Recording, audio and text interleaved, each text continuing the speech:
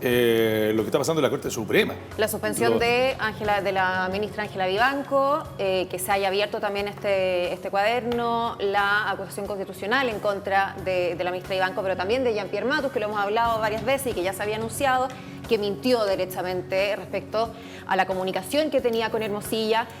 Y es súper complicado porque es triste ver cómo ya las instituciones están absolutamente permeadas en Chile, y creo yo que uno de los grandes valores que te hablan de un país democrático es la independencia del poder legislativo, sí, ok, pero sobre todo del poder judicial. Y eso hoy día ya vemos que no existe. O sea, acá las conversaciones era bastante burdo el lobby que hizo la ministra Vivanco a través de Hermosilla para llegar también a Andrés Chadwick y el presidente Sebastián Piñera para que fuera ella la candidata para ser ministra de la Corte. Pero sabemos que así se eligen los jueces en Chile, o sea, esto no es nuevo, ese lobby ha existido siempre. El tema es que eso indica que no todos tienen las mismas posibilidades, que no es por meritocracia, y lo más grave es que ella pide este favor y que después le van pidiendo favores de vuelta y empieza a entregar información reservada que no se tiene por qué saber, como en este caso de la Policía de Investigaciones con la Defensoría de la Niñez y mucho más. Entonces ahí quedan absolutamente permeados y ya desde el Ejecutivo, el Ministerio del Interior, ya tenían una informante en la Corte Suprema.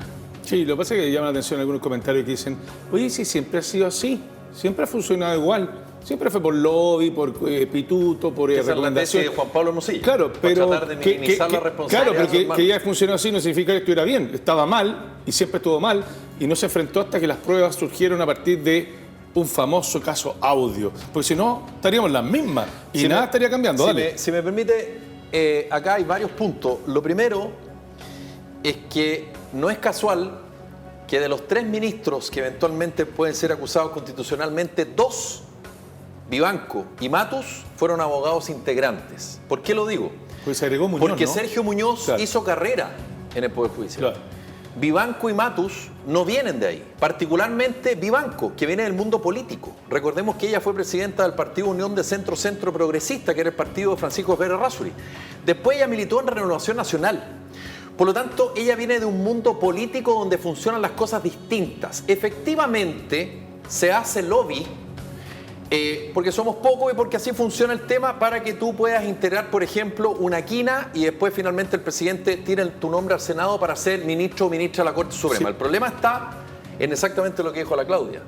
Una cosa es que yo pueda influir en el nombramiento de la Claudia y otra cosa muy distinta es que yo después a la Claudia le diga integra una sala penal de la Corte para ayudarme a mí para que eso finalmente, ese fallo quede torcido. Que no es de vuelta. Y por eso es grave lo de Ángela Vivanco. Sí, pero además salen cada vez más datos e información que te habla de una verdadera red que se fue instalando con el tiempo, donde incluso ya se nombra abiertamente al expresidente Piñera, fallecido, pero de ahí Chadwick, y Chadwick, que era socio de Hermosilla que movía los hilos en el amplio espectro político además pero básicamente para tener un entramado. Perdona, y que no se te olvide, él era asesor del Ministerio del Interior, no solamente era amigo de Chadwick y lobista. Y por eso, y Juan Pablo Hermosilla, su abogado, fue abogado del gobierno de Bachelet, y también, entonces la trenza no es de un sector solamente, si bien uno es el más afectado directamente, porque tiene que ver con platas, tiene que ver con recursos, tiene que ver con la cosa financiera, que fue uno de los detonantes, ¿cierto? Partido con Factop y partido por ahí,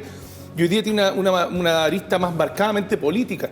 Pero lo que quiero decir es que finalmente te das cuenta que algo se armó para armar una especie de red de protección, en el sentido de que si pasaba algo, el director de investigaciones, que lo pusimos nosotros, me tiene que contar cada cosa que haya pasado, sobre todo si tenía que ver con el presidente Piñera, que se iban por esto o por lo otro. Estaban dateados, entonces actuaban antes de que las cosas fueran a pasar.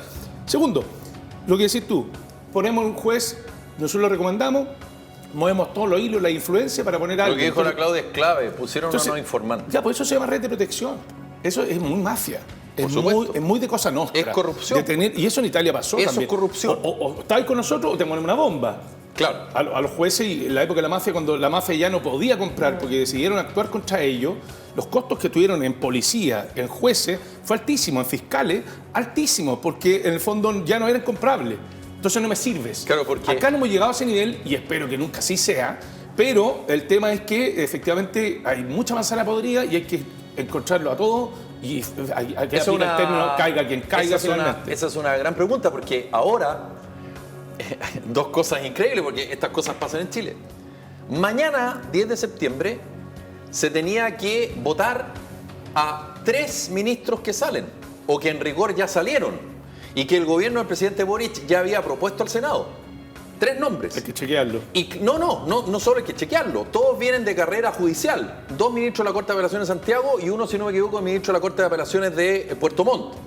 El tema es que, obviamente, a propósito de lo que todo está pasando, lo más probable es que el gobierno no insista y esto se diluya porque el plazo vence mañana. Eso es una cosa. Lo segundo, respecto a la acusación constitucional que eventualmente puede ocurrir en contra de Ángela Vivanco, Jean-Pierre Matus y el ministro Muñoz. Tercer punto, que es relevante. Ángela Vivanco se le abrió un cuaderno de remoción y muchas veces se dice que el tribunal, la Corte Suprema, siempre funciona a otra velocidad. Pero bastó que este fin de semana CIPER publicara los chats entre Ángela Vivanco y Luis Hermosilla para que hoy hubiera un pleno extraordinario. Se juntaron a las 8:30 de la mañana y a las 10:15 no solamente la suspendieron, sino que además le abrieron un cuaderno de remoción. Y otra cosa, que no es baladí, solo se lo explico a la gente. Quien habló fue el presidente de la Corte Suprema.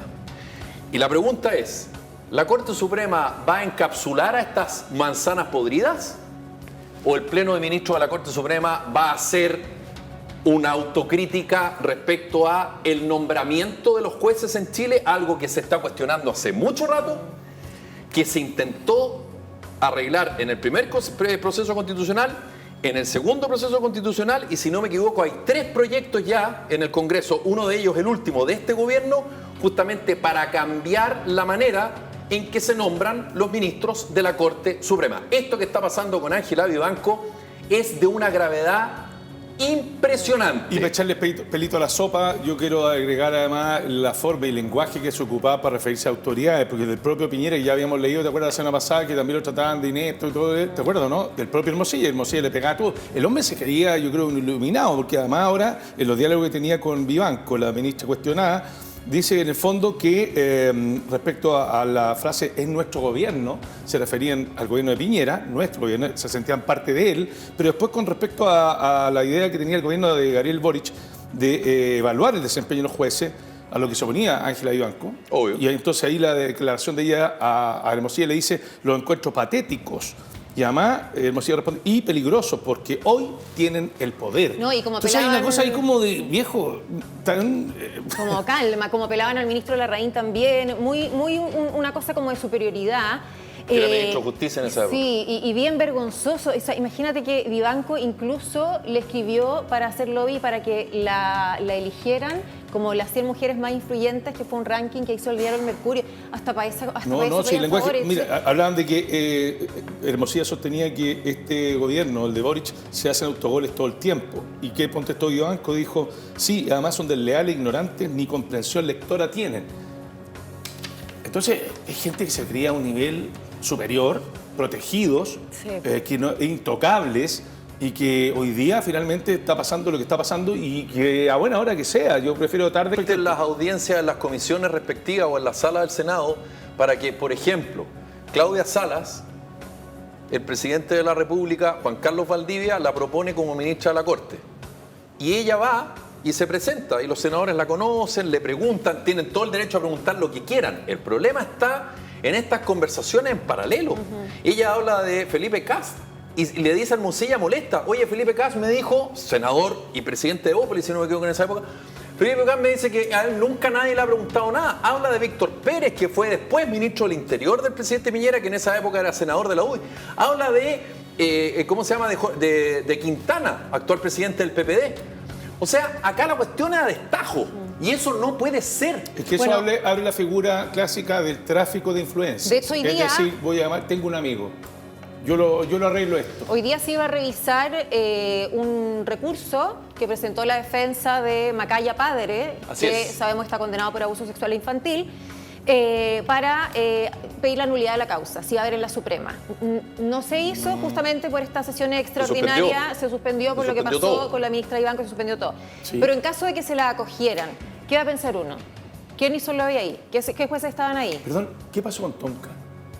Tonka fue a La declarar Tonka hoy día fue a declarar. como testigo. para variar el revuelo que provoca, el desorden, la sensación caótica de la llegada, Sí. porque esto ya se, Te explico en algo, te se convirtió en explico algo qué fue. medio circense. ¿eh? Te explico a qué fue ella, porque la Fiscalía lo que quiere es lograr abrochar el delito de cohecho. Es decir, le van a preguntar, le preguntaron en calidad de testigo, ¿quién se va a encargar de pagarle a alguien del Servicio de Impuestos Internos o Tesorería General de la República respecto a una información Porque ella privilegiada? tomó O contacto Leonarda con, ella Villalobos, tomó contacto con Villalobos, ella, Tonka. Lo que pasa es que o Villa- Luis Hermosilla. Ya.